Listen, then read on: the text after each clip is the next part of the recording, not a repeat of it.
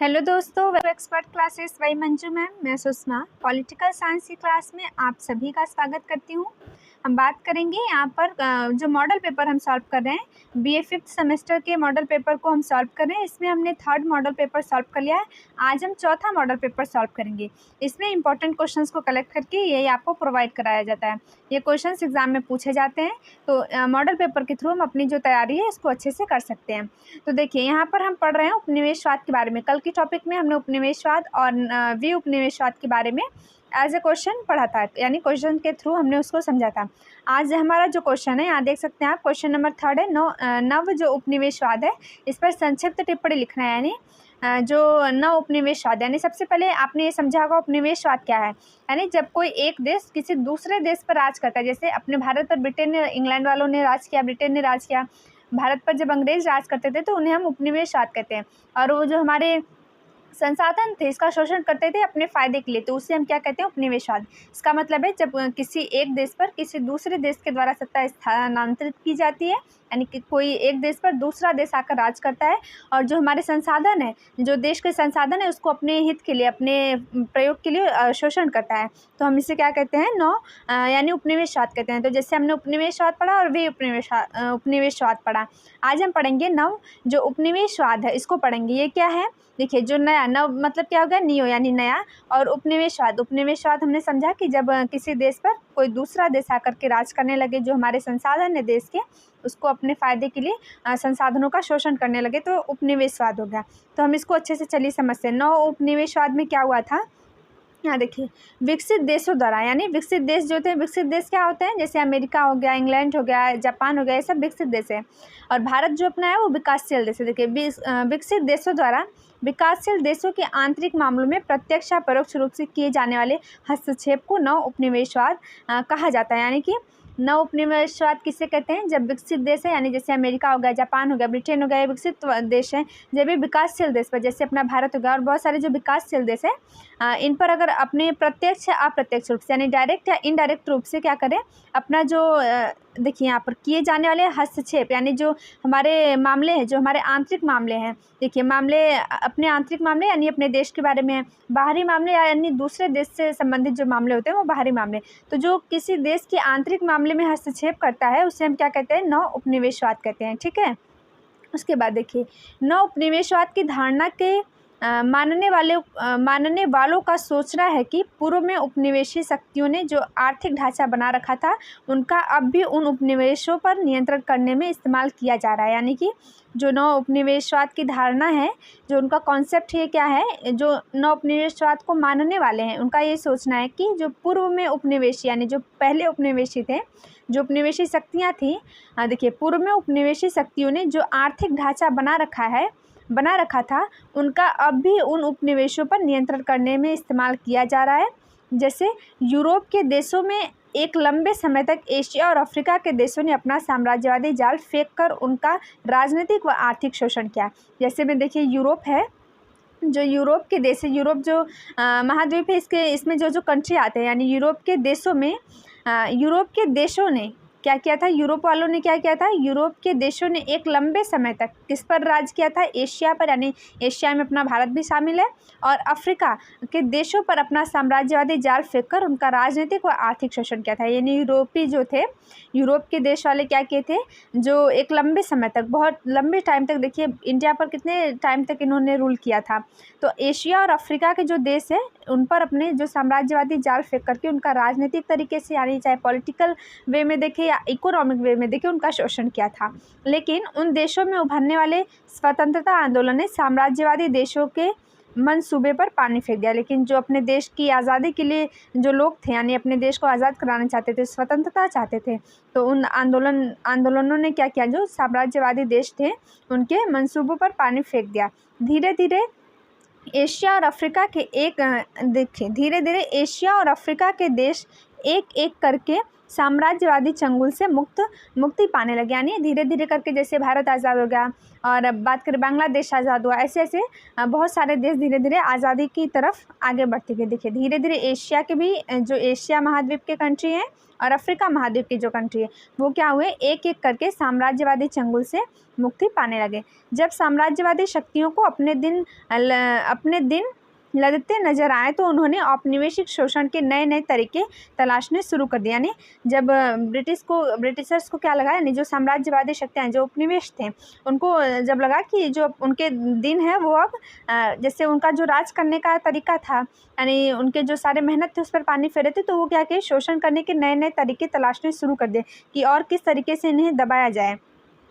उन्होंने इस प्रक्रिया में उन देशों पर अपना वर्चस्व बनाए रखने के लिए आर्थिक साम्राज्यवाद का सहारा लिया, यानी आर्थिक स्थिति को कमज़ोर करना चाहा।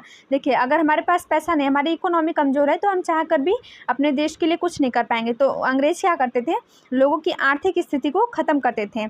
देखिए स्वतंत्र होने के बाद नवोदित राष्ट्र इस स्थिति में नहीं रहे कि वे अपने स्वतंत्र आर्थिक विकास कर सके। यानी जब स्वतंत्र होने के बाद जो नए देश बने, यानी जो नए देश स्वतंत्र हुए, यानी जैसे अपना राष्ट्र जो स्वतंत्र हुआ तो क्या हुए, राष्ट्र इस स्थिति में नहीं रहे कि वे अपने स्वतंत्र आर्थिक विकास कर सके। यानी कि अंग्रेजों ने इतना लूट लिया था कि जो देश आज़ाद हुए उनके पास इतने, यानी यूरोप वालों ने लूटा था, यूरोप की जो कंट्री है उन्होंने एशिया और अफ्रीका की जो कंट्री है उस पर राज किया था। तो इतना लूटपाट मचाई थी कि हमारे पास इतने पैसे नहीं रहे लोगों के पास कि वो अपनी आर्थिक विकास कर सकें।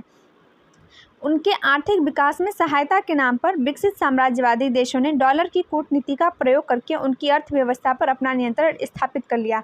तो इसके लिए उन्होंने क्या किया, यानी जो ब्रिटिश साम्राज्यवादी है, देखिए हमारे पास इतने पैसे नहीं रहे लोगों के पास कि वो अपना विकास स्वयं कर सके, आर्थिक विकास। तो उन्होंने क्या किया, विकास में सहायता के नाम पर जो साम्राज्यवादी है वो विकास, यानी कि हम आपकी विकास में आपकी सहायता करेंगे, ऐसा कह करके विकसित साम्राज्यवादी देशों ने डॉलर की कूटनीति का प्रयोग किया। यानी डॉलर देना, ये तरीके से सहायता करना कैसे कि हम आपको इतने डॉलर दे सकते हैं। कूटनीति का ये उनकी क्या थी, कूटनीति थी। इसका प्रयोग कर उनकी अर्थव्यवस्थाओं पर अपना नियंत्रण स्थापित कर लिया, यानी कि जो इकोनॉमी थी उस पर अपना नियंत्रण स्थापित किया। और धीरे धीरे वे नए साम्राज्यवाद के जाल में इस कदर फंस गए कि आज तक भी वे विकसित देशों के ही पराधीन है। यानी कि वो क्या करते थे, जब जैसे देखिए किसी के पास किसी ऐसे कंट्री है, कोई ऐसा देश है जिसके पास इतने धन नहीं है कि वो अपना विकास कर सके, अपनी जो इकोनॉमिक स्थिति है उसको सुधार सके, तो वो किसी देश से मदद मांगे। तो जैसे जो कंट्री आज़ाद हुई, यानी जो देश आज़ाद हुए अंग्रेज़ों के चंगुल से, तो उनके पास इतनी इकोनॉमी नहीं थी कि वो अपने राष्ट्र का निर्माण स्वयं, आर्थिक जो स्थिति है उसको सुधार सके। तो इसके लिए अंग्रेज़ों ने मदद करने का नाम दिया और मदद करने के सहारे उन्होंने क्या किया, जो इकोनॉमी थी उस देश की उस पर अपना सत्ता स्थानांतरित कर लिया। और इस तरीके से आज भी वो ऐसा दौर है, देखिए अर्थव्यवस्था पर अपना नियंत्रण स्थापित कर लिया और धीरे धीरे वे नए साम्राज्यवाद के जाल में इस कदर फंस गए कि आज तक भी वे विकसित देशों के ही पराधीन। यानी आज भी ऐसे कई कंट्री हैं जो विकसित देश, यानी जैसे अमेरिका हो गया, जापान हो गया, इंग्लैंड हो गया, इसके पराधीन है क्योंकि वो विकसित कंट्री है। और बहुत सारे ऐसे कंट्री है जो विकासशील है। तो विकासशील कंट्री आज भी किसकी इकोनॉमी पर निर्भर करती है, विदेशों की इकोनॉमी जो है उस पर निर्भर करती है। तो आई होप आपको उपनिवेशवाद और जो नव उपनिवेशवाद है इसको अच्छे से समझ में आया होगा। चलिए नेक्स्ट क्वेश्चन देखते हैं। क्वेश्चन नंबर 4 यहाँ पर है, विकासशील विश्व में राज्य की भूमिका का वर्णन कीजिए। यानी जो विकासशील देश है उसमें राज्य की क्या भूमिका है, यानी the role of the state in developing world, इसके बारे में हमें अच्छे से समझना है। चलिए देखते हैं। एशिया, अफ्रीका और लैटिन अमेरिका के विकासशील देशों ने, देखिए ये सब कौन से देश हैं, विकासशील देश है। देखिए एशिया, अफ्रीका और लैटिन, यानी एशिया महाद्वीप के कुछ देश विकासशील देश हैं, अफ्रीका महाद्वीप के कुछ देश और लैटिन अमेरिका के विकासशील देशों में राज्यों को जबरदस्त चुनौतियों का उस समय सामना करना पड़ा जब वे स्वतंत्र राज्यों के रूप में उभरे। यानी कि जो विकासशील ये देश हैं, जैसे अफ्रीका, एशिया के जो विकासशील देश हैं, इनको देशों में राज्यों को ज़बरदस्त चुनौतियों का उस समय सामना करना पड़ा जब वे स्वतंत्र राज्यों के रूप में उभरे। इनमें से अधिकतर देशों को स्थानिक की, यानी इनमें से कुछ जो देश थे उनको स्थानीय की जो गरीबी, यानी जो गरीबी है और जो निर्भरता, आर्थिक निर्भरता है, नृजातीय, धार्मिक या कबायली संघर्ष जो है, साम्राज्यवादी शोषण है, व्यापक भ्रष्टाचार है, निरक्षरता है, राजनीतिक खलबली और घोर असमानताओं की समस्याओं से जूझना पड़ा। इसका मतलब है जब देश आज़ाद हुए, जैसे अफ्रीका, देखिए यहाँ पर दिया हुआ है ना, एशिया और अफ्रीका के जो विकासशील कुछ देश हैं उनको किसका चुनौती का सामना करना पड़ा जब स्वतंत्र राज्यों के रूप में उभरे। जब वो स्वतंत्र हुए तो उन्हें सबसे ज़्यादा किसकी दिक्कत आई थी? देखिए स्थानीय गरीबी, जो गरीबी थी ये उनकी मेन प्रॉब्लम थी। आर्थिक निर्भरता, यानी लोगों के पास इतनी आर्थिक स्थिति उनकी अच्छी नहीं थी। निर्जातीय, धार्मिक या कबायली संघर्ष, यानी कि जो जातिगत भेदभाव है, जो धार्मिक भेदभाव है, उसका सामना करना पड़ा। साम्राज्यवादी शोषण का सामना करना पड़ा। जो भ्रष्टाचार व्यापक था उसका, और जो निरक्षरता थी, यानी साक्षर उतने लोग नहीं होते थे, सब अनपढ़ जो थे उन, ये एक मेन कारण है। देखिए किसी देश को आगे बढ़ाने के लिए कहा जाता है कि शिक्षा सबसे ज़्यादा इम्पोर्टेंट है। और जो राजनीतिक खलबली थी इसका सामना करना पड़ा। असमानताओं की जो समस्या थी, यानी लोगों के बीच में असमानता फैली थी, इससे उन्हें जूझना पड़ा। उनका मुख्य कार्य इस पिछड़ेपन से लड़ना था, यानी उनका जो मेन कारण क्या था, वो चाहते थे कि ये जो पिछड़ापन है इससे हम लड़ करके आगे बढ़े। किंतु नवोदित देश राजनीतिक स्थिरता को कायम रखने में असफल रहे, यानी जो नए देश बने वो ये जो राजनीतिक स्थिरता इसको कायम रखने में क्या रहे, असफल रहे, जो कि सामाजिक, आर्थिक और राजनीतिक परिवर्तन के लिए अत्यंत आवश्यक थी। यानी ये समाज के परिवर्तन के लिए, आर्थिक स्थिति परिवर्तन के लिए और राजनीतिक परिवर्तन के लिए बहुत बहुत इंपॉर्टेंट है। जैसे अगर हम जातिगत भेदभाव, धार्मिक भेदभाव ये सब नहीं हटाएंगे, आर्थिक स्थिति को नहीं सुधारेंगे, तो ये हमारे जो सामाजिक विकास है, राजनीतिक विकास है और आर्थिक विकास है, कभी नहीं सुधर सकते। तो इसका सामना लोगों को करना पड़ा। जो नवोदित देश, यानी जो नए देश स्वतंत्र हुए थे, इसका मुख्य कारण ये था कि आधुनिक राज्य की विभिन्न संस्थाओं, उपकरणों और एजेंसियों जिसका निर्माण करने में पश्चिमी देशों को सदियां लग गई थी, तथा जिन्हें उन्होंने स्वयं परिमार्जित किया। वही विकासशील देशों से यह अपेक्षा की गई थी कि वे इन्हीं उसी क्षण स्थापित कर ले जब इनके औपनिवेशिक स्वामी विदा हुए। इनमें से कई समाज विविध संस्कृतियों, धर्मों, भाषाओं, जातियों और निजातीय समूहों वाले अर्ध काबायली या धार्मिक समूह जो पारस्परिक रूप से कटु प्रतिद्वंदी थे, उन्हें नए राज्य में एक जगह पर इकट्ठा कर दिया गया, जिसके कारण समाज में अस्थिरता और गृह युद्धों की प्रवृत्ति बढ़ गई। देखिए यहाँ पर क्या है, यहाँ से समझते हैं अच्छे से। इसका मुख्य कारण क्या था, जो मेन रीज़न था ये था कि, चलिए यहाँ से समझते हैं। इसका मुख्य था कि देखिए इसका मुख्य कारण था कि आधुनिक राज्य की विभिन्न संस्थाएं, यानी जो मॉडर्न जो इंडिया है या किसी भी आधुनिक जो देश है उसकी जो विभिन्न संस्थाएं रही हैं, जो यानी अलग अलग मैनेजमेंट रहे थे, उपकरण रहे थे और जो एजेंसियां रही थी, इनका निर्माण करने में जो पश्चिमी देश थे इन्हें सदियों लग गए, यानी कि सालों लग गए थे, तथा जिन्हें उन्होंने स्वयं परामार्जित किया था, यानी स्वयं इसे क्या किया था, उन्होंने परामार्जित किया था। वही विकासशील देशों में, यानी कि देखिए जो विकसित देश है उनको ये सब करने में सालों लग जाएंगे, जैसे किसी संस्था का निर्माण करने में, किसी उपकरण का निर्माण करने में, एजेंसियां बनाने में। जो विकासशील देश है उनको तो टाइम नहीं लगेगा, उनके पास इकोनॉमी अच्छी, उनके पास अच्छे से सब कुछ चल रहा है।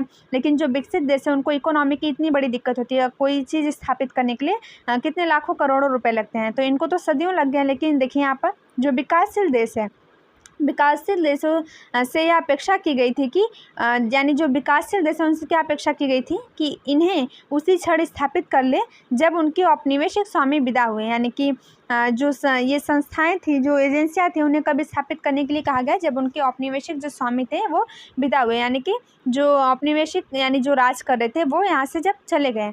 इनमें से कई समाज विविध संस्कृतियों, धर्मों, भाषाओं, जातियों और निजातीय समूह वाले अर्ध काबायली या धार्मिक समूह जो पारस्परिक रूप से कटु प्रतिबंधित थे, यानी कि इनमें से जो कई समाज थी कैसी थी, वो संस्कृतियों से, यानी विविध संस्कृतियों, अलग अलग संस्कृतियों से, अलग अलग धर्मों से, अलग भाषाओं से, अलग अलग जातियों से, अलग अलग जो नस्लें थे इनसे समूह वाले अर्ध काबायली या धार्मिक समूह जो पारंपरिक रूप से कटु प्रतिबंधित थे, उन्हें नए राज्य में एक जगह पर इकट्ठा कर दिया गया। यानी ऐसे देशों को नए राज्य में क्या किया है, एक जगह पर इकट्ठा कर दिया गया। जैसे जो अलग अलग संस्कृति थी, अलग अलग धर्म जो इसके जो प्रतिद्वंदी थे उन्हें क्या किया गया, एक जगह पर इकट्ठा कर दिया गया, जिसके कारण समाज में अस्थिरता और गृह युद्धों की प्रवृत्ति बढ़ गई। इसके कारण क्या हुआ, समाज में अस्थिरता जो थी और जो गृह युद्ध थे यानी जो आंतरिक युद्ध थे इसकी प्रवृत्ति बढ़ गई। उदाहरण के लिए 1967 में नाइजीरिया एक क्रूरतापूर्ण गृह युद्ध में घिर गया। यानी जैसे एग्जांपल देखें तो 1967 में क्या हुआ था, जो नाइजीरिया एक देश है ये क्या हुआ, क्रूरतापूर्ण गृह युद्ध से घिर गया था, जब बहुसंख्यक इग्नो निजाति समूह ने अलग होने और बायाफ्रा नामक एक स्वतंत्र राज्य की स्थापना का प्रयास किया। यानी जब संस्कृति के आधार पर बात करें या धर्म के आधार पर इनको एक अलग जैसे अलग देश के लिए या अलग इनको रखा गया। यहाँ पर लिखा गया है ना कि इनमें से जो विविध की संस्कृतियाँ रही थी, धर्म रहे थे, भाषा जो रहते हैं, इनको जो इनके प्रतिद्वंदी थे उनको एक नए राज्य के रूप में जब इकट्ठा किया गया तो इन्होंने क्या किया, गृह युद्ध किया। इसका मतलब है कि वो एक अलग राज्य बनाने की, वो अलग देश बनाने का, अलग देश की स्थापना करने के लिए प्रयास करने लगे थे वो लोग। जैसे बात करें कि जब भारत और पाकिस्तान का विभाजन कैसे हुआ कि मुस्लिम लोगों के लिए, यानी जो मुस्लिम लोग थे उनके लिए पाकिस्तान की अलग मांग की गई थी, तो सेम वही कंडीशन वहाँ पर भी था। इसी प्रकार 1994 में गंडा आधुनिक इतिहास के रक्त रंजित नरसंहारों में से एक एवं प्रत्यक्षदर्शी बना, जब बहुसंख्यक हुटू कबीलों ने अल्पसंख्यक टुत्सी कबीलों का वध किया था। यानी देखिए कैसे वध भी हुए। जो बहुसंख्यक थे यानी जो हुटू कबीले के लोग थे, उन्होंने अल्पसंख्यक जो टुत्सी कबीले के लोग थे उनका वध किया था, नरसंहार किया था। ऐसे ही श्रीलंका में बहुसंख्यक सिंहला लोगों और अल्पसंख्यक तमिल लोगों के बीच गृह युद्ध हुआ। और श्रीलंका में क्या हुआ था, जो बहुसंख्यक सिंहला लोग थे और जो अल्पसंख्यक तमिल लोग थे, इनके बीच में गृह युद्ध, यानी ये बहुसंख्यक थे सिंहला लोग और अल्पसंख्यक कौन थे, तमिल लोग थे, इनके बीच में युद्ध हुआ। और केन्या में गृह युद्ध हुआ, जो केन्या देश है यहाँ पर भी गृह युद्ध हुआ था। ये सभी विविधतापूर्ण समाजों में राष्ट्र निर्माण प्रक्रिया के परिणाम थे। यानी जो राष्ट्र निर्माण के यानी विविधतापूर्ण समाजों में राष्ट्र निर्माण की प्रक्रिया थी, उसकी ये सब परिणाम थे।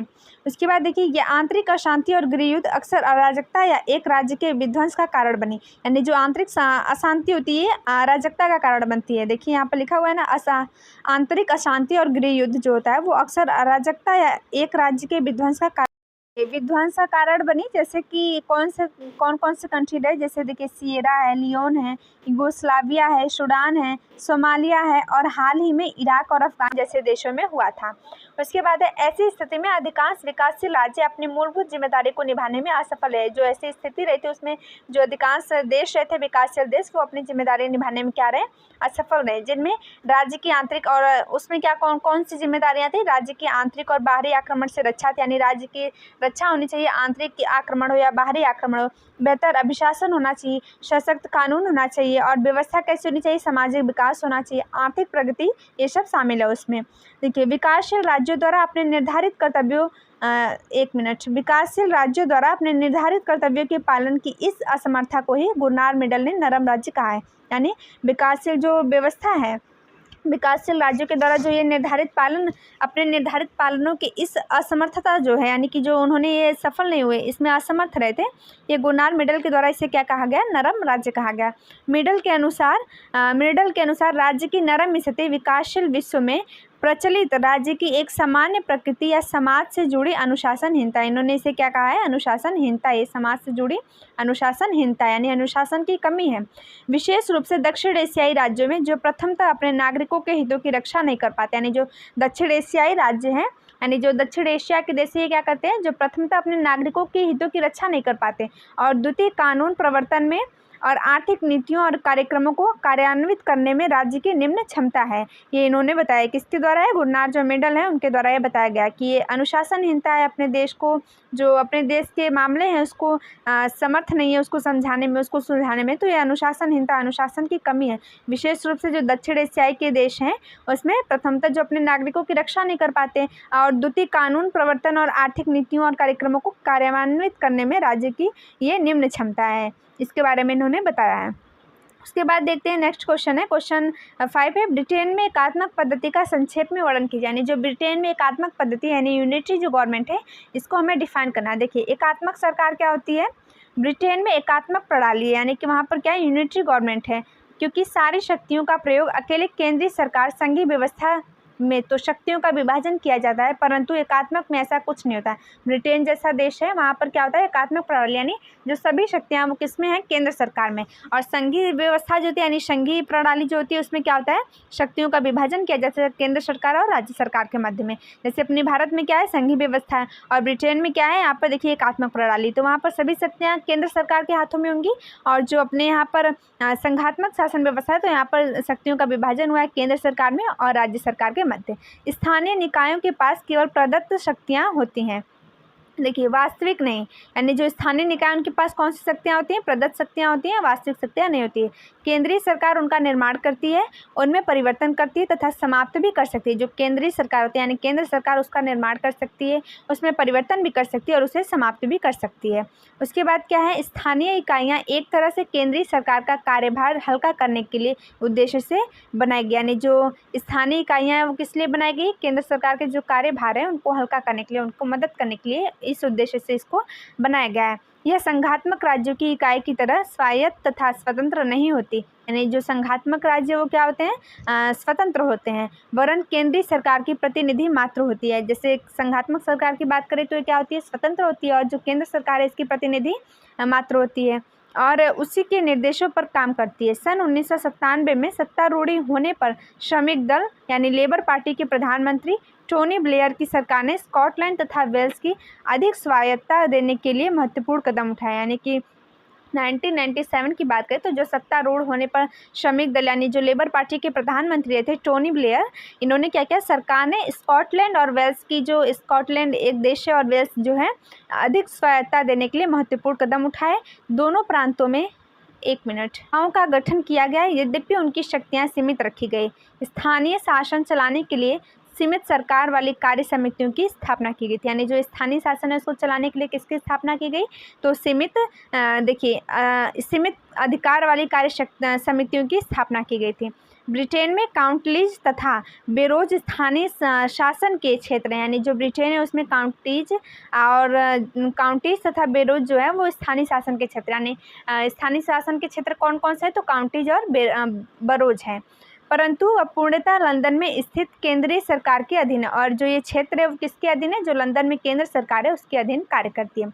राष्ट्रीय सरकार की इच्छा पर इन क्षेत्रों के आकार, संगठन तथा शक्तियों में परिवर्तन किए जा सकते हैं, यानी जो राष्ट्रीय सरकार है, केंद्र सरकार है, इसकी इच्छा पर जो ये शक्तियाँ हैं, इन क्षेत्र हैं जो यहाँ पर, इनके कार्य में इनके जो आकार है, संगठन है और जो इनकी शक्तियाँ, इसमें परिवर्तन भी किए जा सकते हैं। उन्हें पूर्णतः समाप्त भी किया जा सकता है और इन्हें पूरी तरीके से ख़त्म भी किया जा सकता है। भारतीय राज्यों से भिन्न ब्रिटेन की काउंटीज, यानी जो भारतीय राज्यों से भिन्न ब्रिटेन की जो काउंटीज है, यानी इससे हम काउंटीज तथा बरोज केंद्रीय सरकार के लिए प्रशासन के यंत्र मात्र, यानी जो संघात्मक सरकार है इसमें क्या होता है, जैसे जो ब्रिटेन के काउंटीज और बरोज है ये केंद्रीय सरकार के लिए प्रशासन के यंत्र के मात्र ही है। तो यहाँ पर हमने देखा जो ब्रिटेन में एकात्मक शासन है वो उसके बारे में अच्छे से, और भारत में क्या है, संघात्मक शासन है। तो यहाँ पर हम आज पढ़े नव उपनिवेशवाद, उसको अच्छे से समझा कि नव उपनिवेशवाद किस प्रकार से राज करती है, और उसके बारे में जो ब्रिटेन की एकात्मक शासन व्यवस्था है इसके बारे में भी अच्छे से समझा है। उम्मीद करते हैं आपको क्लासेस समझ में आ रहे होंगे, किस टाइप से क्वेश्चन पूछे जाते हैं और कौन से क्वेश्चन पूछे जाते हैं आपको समझ में आ रहे होंगे। आपको क्लास समझ में आ रही होगी तो हमारे वीडियो को लाइक करिए, शेयर करिए और हमारे चैनल को सब्सक्राइब करिए। मिलते हैं नेक्स्ट क्लास में, तब तक के लिए थैंक यू।